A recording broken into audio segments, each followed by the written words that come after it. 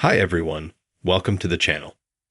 Now I will show you how to fix Twitter, which doesn't work on iPhone or iPad.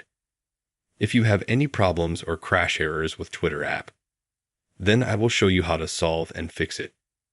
Write me if my solution helped you, if it worked for you, and if you still have any questions. Write in the comments, I will definitely read and answer. Please subscribe to the channel, put likes. Let's get started.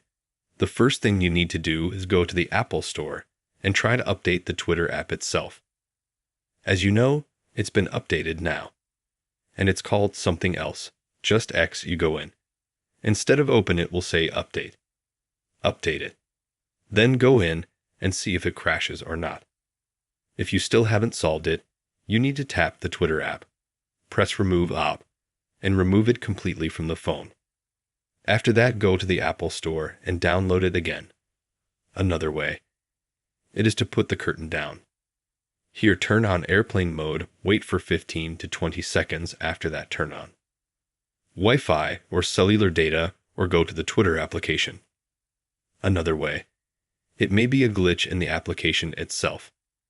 Developers add or remove something, and therefore the application itself may not work. There may be glitches for 5-10 minutes, so you just have to wait a little bit. After that, go in and it will update itself, and you will be able to go in. Another way is to go to the settings, open the General tab, iPhone storage, scroll down here, and find Twitter.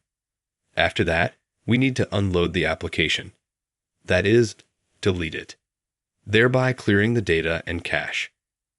But don't worry, all your photos, correspondence, chats, and accounts will remain. So you're just unloading the cache. Refresh the app and download it again. That's how easy it is to fix this problem. Write me if my video helped you. If you managed to do this on your iPhone or iPad. If there will be any questions, write them in the comments. I will read and answer. Thanks for watching. Share the video with your friends. Like it. Goodbye.